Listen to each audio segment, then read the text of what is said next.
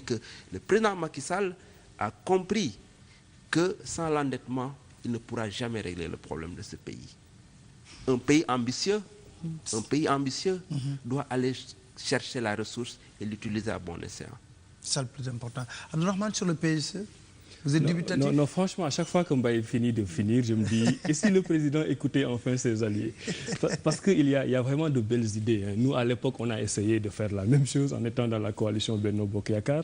Nous avons crié partout, nous avons théorisé la nécessité d'endettement du Sénégal, qui a car une signature excellente, mais nous l'avons tellement dit, on nous en a tellement voulu. Parce que nous disions à l'époque, c'est que le taux d'endettement du Sénégal était entre 38 et 40%. Vous prenez un pays comme le Ghana, qui est cité en modèle comme un pays émergent, il y a un taux d'endettement de 80%. À l'époque, nous disions, je suis désolé, qu'il ne faut pas gérer les sous comme un banquier qui essaie de retrouver l'équilibre. Ça n'était pas méchant contre les banquiers. Mais ce que nous voudrions dire, c'est qu'un État, un gouvernement ne fonctionne pas comme le privé. Vous avez cette capacité d'endettement, vous avez des projets structurants, mais allez, nom de Dieu, à l'étranger, chercher cet argent pour l'investir. Et c'est dommage qu'on l'ait compris que 2 ans après. C'est pour ça que je dis, enfin, le mandat du président Macky Sall commence. Finalement, ça sera un mandat de 3 ans en termes de réalisation. Je prie le ciel pour qu'il vous écoute enfin pour tous ces projets et qu'il essaie de les mettre en œuvre. Une petite précision sur le taux de chômage. Moi, la distinction que je connais effectivement entre le taux de sous-emploi et le taux de chômage ne concerne pas l'exemple que je donnais. Parce qu'au Sénégal, il ne faut pas oublier que 55% de notre PIB proviennent des activités informelles. Ça, maintenant, dans les activités informelles, il n'y a pas de statistiques sur le sous-emploi ou sur le chômage. Le taux de chômage dont je parle, c'est par rapport à la définition officielle. Quelqu'un qui a été formé et qui est bien formé, qui est sur le marché du travail et qui n'a pas de travail, est un chômeur. Dans certains pays du Nord, j'en connais, si vous finissez votre licence, votre bachelor ou votre master, dès le lendemain de votre soutenance, vous commencez à toucher des allocations de chômage. Parce qu'on considère que vous avez fini votre formation et que l'État doit vous prendre en charge. Je pourrais citer des exemples concrets. Donc le taux de chômage dont je parle, qui est officialisé autour de 10,2% ou de 13% maximum, n'est pas très connecté à la réalité du Sénégal. Parce qu'aujourd'hui, allez à l'université. Sur 100 étudiants qui ont le master, combien travaillent? Ils sont tous en train de faire un 2e master, 3e master, 4e master, 5e master. Certains font des doctorats pendant 10 ans, justement parce qu'ils n'ont pas de travail. Donc je dis encore que ce diagnostic sur le taux de chômage n'est pas bon et que le Sénégal devrait encore y travailler. Maintenant, par rapport au PSE, moi je lisais encore ce matin le fameux document, ça a été dit, ça a été fait. C'est une belle initiative de communication. Certains ont même utilisé le terme de propagande, je n'irai pas jusque-là. Mais quand vous lisez le document, le premier point concerne le PSE. C'est-à-dire, on nous dit, voilà ce qu'on avait dit, on l'a fait. Et le premier point concerne le PSE. Donc, on est en train de faire un bilan. Ça a été dit, ça a été fait. Un bilan, par définition, est dans le domaine de la rétrospective. Le PSE est un programme qui est en train de trouver des financements et dans le domaine de la perspective, de la prospective. Donc, vous êtes en train de dire aux Sénégalais, voilà ce que nous avons fait et nous les mettons en avant en fonction des promesses, des engagements de financement qu'on vient de nous dire. Mais c'est d'une incohérence totale. Vous venez d'avoir les engagements il y a 1 mois et vous dites que sur la base de ces engagements, vous avez fait ça les 2 dernières années. C'est finalement, moi je me demande des fois ce que l'équipe de communication fait. Parce que c'est un excellent exercice de communication, mais la contradiction, elle est extrêmement flagrante. Il s'y ajoute qu'il y a énormément de choses qu'il faut tenir en compte pour l'attractivité des investissements. Parce qu'encore une fois, les bailleurs, ils ont donné un engagement de principe. Vous le savez très bien, quand quelqu'un vient vous soumettre un projet de maison, vous regardez plus ou moins, vous dites « Ah oui, le projet m'intéresse ». Mais après, vous allez voir est-ce qu'il a le salaire, est-ce qu'il a le terrain, vous allez regarder toutes les conditions pour voir est-ce que vous pouvez vraiment lui donner le financement. Or, le point dont on ne veut pas parler, c'est que l'attractivité des investissements, la promotion des investissements aujourd'hui au Sénégal est un problème. Quand on a parlé du Doing Business 2014, on a entendu des cris d'orfraie.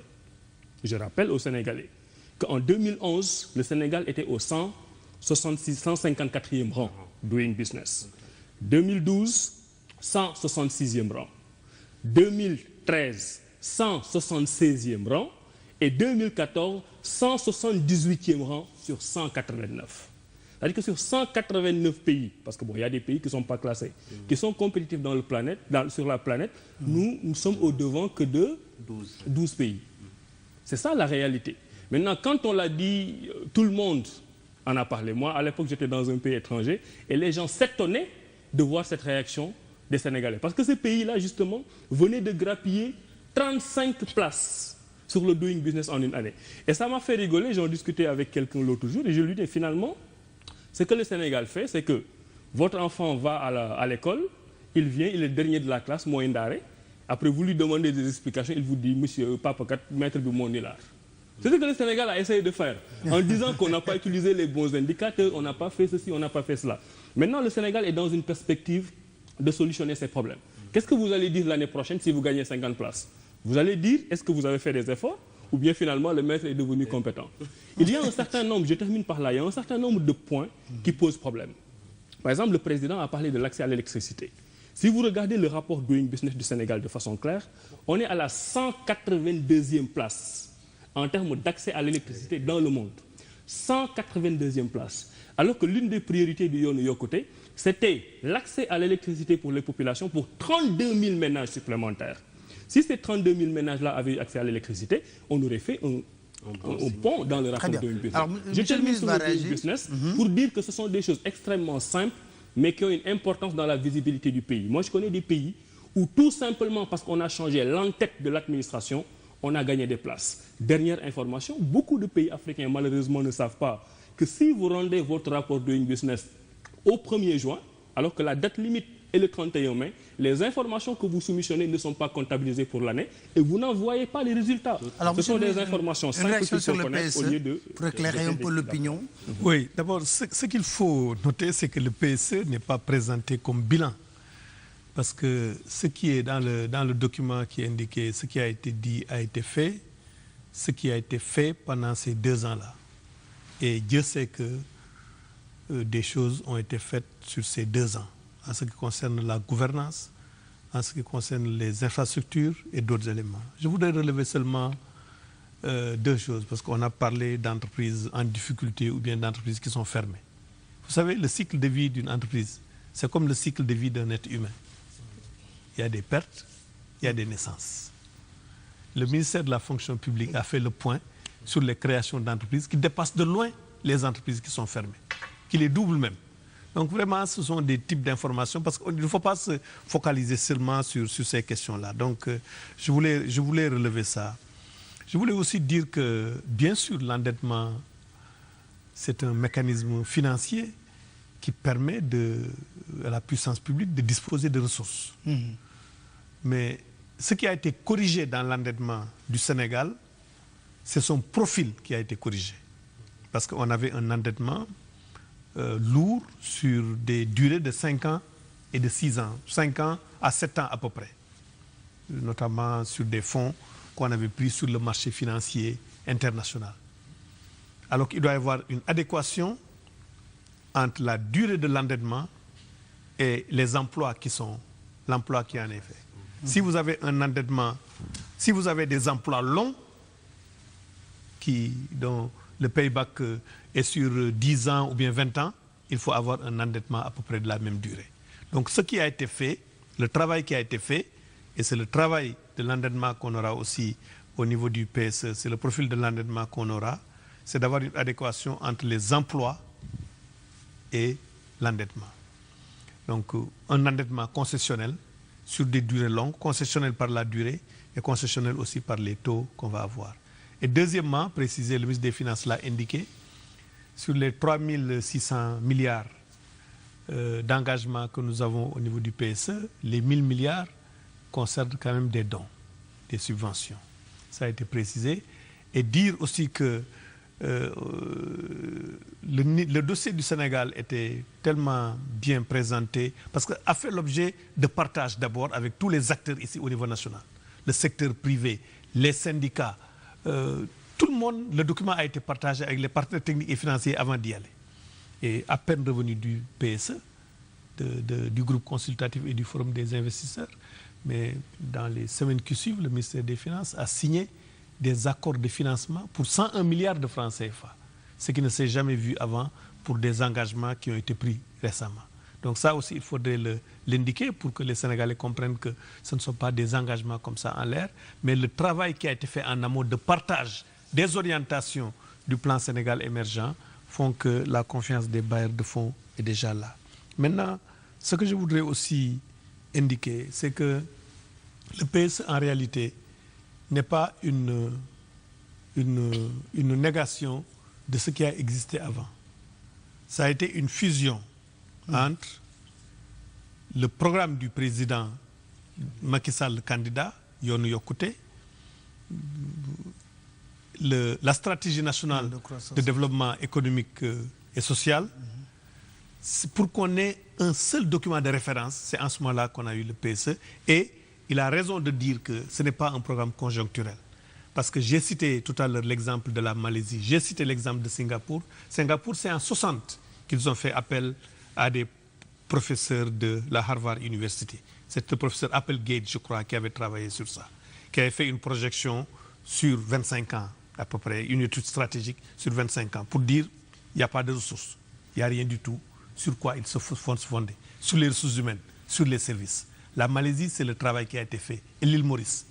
Et ce qu'il faut espérer, c'est que cette perspective longue qu'on a puisse être partagée par tout le monde, pour ne pas qu'on le remette en cause. Parce que c'est sur 25 ans, sur 20 ans à peu près, qu'on arrive à construire pour avoir ce développement économique. Mais il faudrait que toute la classe politique s'accorde autour des fondamentaux. On peut, dans les méthodes de management, différer. Dans les approches, dans les stratégies de financement, on peut différer. Mais sur l'idée d'avoir l'ambition que Dakar soit un hub en matière médicale. Sur l'idée, par exemple, je cite ces deux projets-là, d'avoir l'ambition que Dakar puisse être un pôle académique, universitaire de référence, pas seulement pour l'Afrique, mais au niveau international, si, quelles que soient les alternances politiques qu'ils peuvent avoir, on s'accorde sur ça, on peut le réussir. Et ça va créer des emplois et ça va être une référence pour notre pays. Sur l'idée aussi de se dire qu'on a une marge de progression en matière d'habitat social. On a une marge de parce que jusqu'à présent, on a favorisé l'habitat dans les milieux urbains. Mais notre habitat rural doit être modernisé. Et que nous avons des possibilités d'y aller.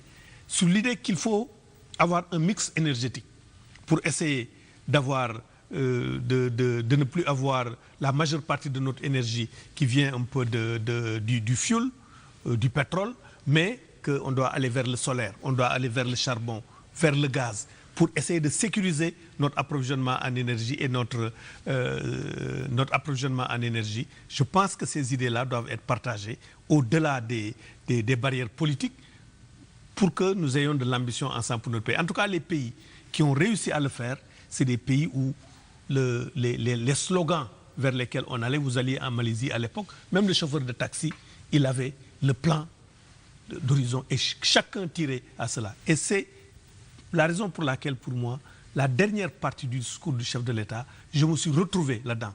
Parce que le chef, c'est celui qui essaye d'impulser et d'avoir un message qui galvanise son pays et son peuple. Et ça, on l'a retrouvé là-dedans. Parce qu'il ne s'agit pas, et il l'a dit de façon très claire, en disant que c'est une responsabilité collective que nous avons.